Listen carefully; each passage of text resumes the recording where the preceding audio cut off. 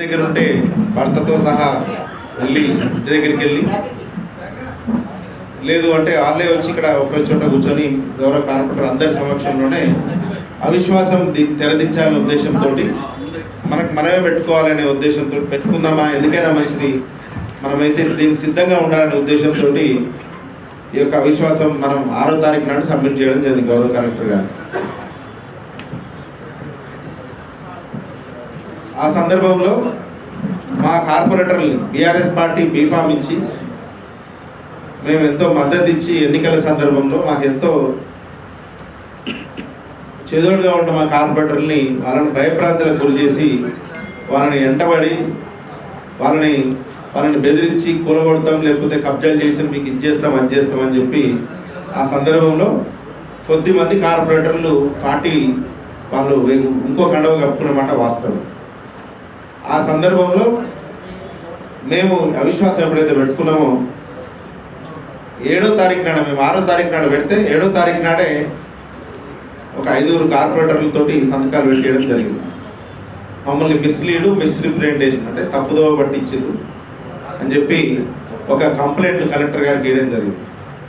Collector గారు ఆ basis మీద వారు దాంట్లో 5గురిలో 2 మళ్ళీ మాతోటే ఉన్నారు.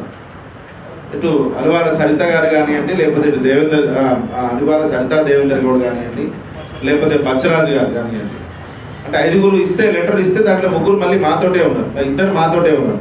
అంటే ఒక ముగ్గురుతోటి ఆ యొక్క కంప్లైంట్ అంటే 5గురు సబ్మిట్ చేసి దాని బేసిస్ మీద హైకోర్టుకు వెళ్ళడం జరిగింది.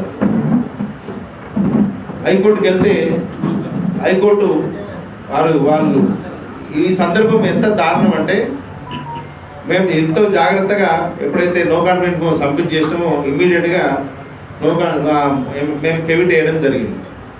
కెవిట్లో వీళ్ళందరినీ పార్టీ చేసినాక మాకు కనీసం సమాచారం ఇవ్వకుండా కెవిట్లో నోటీసులు కూడా సర్వ్ చేసినాం. నోటీసులు కూడా వాళ్ళకి అందినాయి. కెవిటార్ ఎవరైతే ఉన్నారో హరిశంకర్ రెడ్డి గారు కానీ, లేకపోతే మన కొత్తూరు మహేష్ కానివ్వండి, వాళ్ళు సబ్మిట్ చేశారు కాబట్టి వాళ్ళని కనీసం నోటీసు పంపకుండా వాళ్ళు హైకోర్టులో వెళ్ళి స్టే తెచ్చుకునే ప్రయత్నం చేశారు. ఆ స్టే తెచ్చుకునే ప్రయత్నంలో వాళ్ళు స్టాండింగ్ కౌన్సిల్కి ఇచ్చడం ద్వారా మాకు ఇన్ఫర్మేషన్ రావడం జరిగింది. మాకు కూడా కాపీ తీసుకొని నెక్స్ట్ డే మళ్ళీ మేము అడ్వకేట్ పెట్టుకొని జడ్జి గారికి చాలా క్లియర్గా క్లుప్తంగా చెప్పడం జరిగింది. ఇది పొలిటికల్గా జరిగింది తప్ప ఇంకో దీంట్లో ఉద్దేశం లేదు. చట్టంలో ఒకసారి నో కాన్ఫిడెన్స్ మోషన్ పెట్టిన తర్వాత ఎట్టి పరిస్థితుల్లో ఆ నో కాన్ఫిడెన్స్ మోషన్ జరగాల్సిందే బై ఎనీ రీజన్. మీకు అదే చెప్తున్నా, క్లాస్ 10లో అయితే మున్సిపల్ రూల్స్ ఉన్నాయి 2008 ఏపీ ఉమ్మడి రాష్ట్రం ఉన్నప్పుడు రూల్స్ అవే ఇప్పుడు అడాప్ట్ చేస్తుంది కాబట్టి ఆ రూల్స్లో by any reason there is no adjournment అని చెప్పి చాలా క్లియర్గా చట్టంలోనే ఉంది. ఆ చట్టాన్ని బేస్ చేసుకొని మేము చాలా జడ్జిమెంట్లు కానీ లేకపోతే ఇవన్నీ కానీ ఇతరత్ర కానీ మేము హైకోర్టుకి మనం సబ్మిట్ చేయడం జరిగింది. హైకోర్టు చాలా క్లియర్ డైరెక్షన్ ఇచ్చింది, there is no stay on this, stay ఇచ్చే అవసరమే లేదు.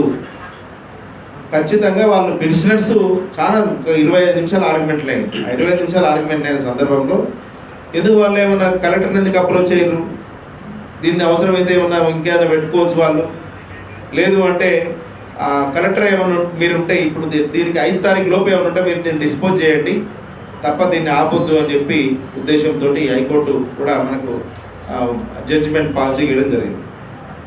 ఇచ్చిన తర్వాత కూడా మనలో కావాల్సుకొని ఏదైతే కార్పొరేటర్ గతంలో మాతోటి ఉండి ఇప్పుడు మాతోటి విభేదించి ఆయన కూలిపోతున్నాయనో లేకపోతే ఇంకేదో బాధపడకుండా పోయిండో ఆ కార్పొరేటర్వి ఆయనతోటి మళ్ళీ ఆ ముగ్గురుతోటి మళ్ళీ మా పైన 420 కేసు పెట్టించారు 420. ఆ 420 సెక్షన్ కనీసం దాంట్లో ఏం రాసిందంటే నేను డెవలప్మెంట్ కోసం తీసుకున్నా సంతకాలు అని చెప్పి తీసుకున్నాడు, డెవలప్మెంట్కి కాకుండా అవిశ్వాసాన్ని వాడిండు అని చెప్పి. అట్లా కూడా లేదు, డెవలప్మెంట్కి తీసుకున్న సంతకాలు అని చెప్పి ఉంది అంతే.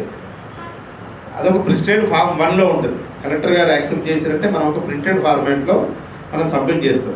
దాంట్లో ఒక ఆయన సంతకం పెట్టిన ఆయన 6వ నెంబరు, ఒక ఆయన 11వ నెంబర్, ఒక ఆయన 12వ నెంబర్ ఉన్నారు. అంటే దానికన్నా ముందు ఒక 6గురు పెట్టిర్రు, వీళ్ళ మధ్యలో ఇంకో 5గురు పెట్టిర్రు, 11, 12 పెట్టి దాని తర్వాత కూడా వేరే వాళ్ళు కేసు బేస్ చేసుకొని కలెక్టర్ గారిని మరి ఒత్తిడి తెచ్చిరా మరి ఏమైందో నాకు అర్థం కాలేదు.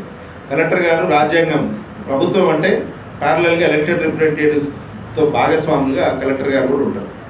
ఆ కలెక్టర్ గారు ఉన్న సందర్భంలో మరి కలెక్టర్ గారు లాస్ట్ సెకండ్లో కూడా కాదు, 10:30 నుంచి మాకు ఫోన్లు చేసి మొదలు పెట్టింది, పోస్ట్ పోన్ అయింది, అర్జెంట్ 11 గంటలకు మీటింగ్ ఉంటుంది. 12 గంటలకు దాదాపుగా మాకు ఆ రిటర్న్ నోటీసులు కలెక్టర్ ఆఫీస్ నుంచి వచ్చినాయని చెప్పి ఇల్లు తిరిగి మా కమిషనర్ గారు సిబ్బందితో పనిచేయడం జరిగింది. ఇది ఎక్కడి న్యాయం, ఇది ఎక్కడి నీతి? 11 గంటలకు నో కాన్ఫిడెంట్ మోషన్ జరగాల్సిన సందర్భంలో నో కాన్ఫిడెంట్ మోషన్ పెట్టకుండా, దాన్ని కనీసం ఏర్పాటు చేయకుండా, మాకు తెలియదు కానీ మనం ఆపోజిట్ వాళ్ళకి ముందు రోజు తెలుసు, ఆ వాయిస్ అంతా సర్క్యులేట్ అవుతుంది. ఓరో వ్యక్తి మాట్లాడి మనం గెలిచినాం, రేపు పెట్టి పరిస్థితులు అయిపోదు 101%, మీ అందరికి గుడ్ న్యూస్ చెప్తున్నాను వాయిస్ కూడా అన్ని గ్రూపుల్లో సర్క్యులేట్ అవుతుంది.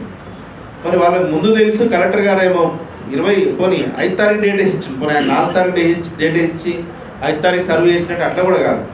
5 తారీఖున డేట్ వేసి ఇచ్చి పొద్దున మాకు దాదాపు 12 గంటలకు మీటింగ్, 11 గంటలకు జరగాల్సిన election procedure no confident motion అది 11 గంటలకు జరిగింది, అది 12:30కు జరిగింది.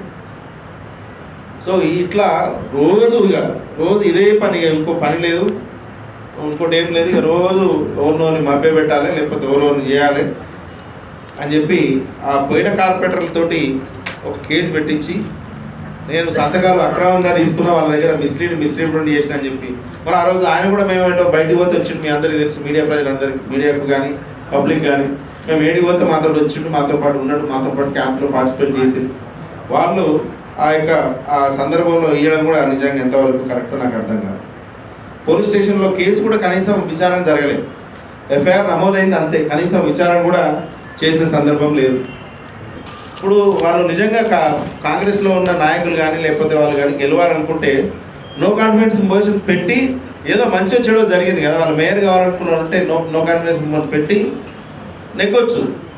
దాంట్లో క్లియర్గా మన అవకాశం ఉండే 5 తారీఖు నాడు వాళ్ళు ఏదో నిజంగా ప్రూవ్ చేసుకోవాలనుకుంటే నెగ్గాలి, ప్రజాబలం ఉన్నోళ్ళు అంటే నెగ్గాలి. మరి ఎక్కడ నెగ్గినట్టు కానీ లేకపోతే నెగ్గిన వాళ్ళకి సంఖ్యాబలం ఉన్నట్టు కానీ కనీసం ఎక్కడ కూడా కనీసం కనిపించదు. సో ఇది నిజంగా కూడా ఇది ఖచ్చితంగా గౌరవ కలెక్టర్ గారికి మళ్ళీ విన్నవిస్తాం. అట్లాగే ఎన్ని ఆప్షన్స్ ఉంటే అన్ని రకాల ఆప్షన్ ప్రభుత్వానికి నివేదిస్తాం, కలెక్టర్ గారి పైన కోర్టుకు కూడా వెళ్తాం. అట్లాగే మా పైన వేసిన కేసును కూడా మళ్ళీ హైకోర్టుకు వెళ్ళి దాన్ని ఛాలెంజ్ చేసే ప్రయత్నం చేస్తాం.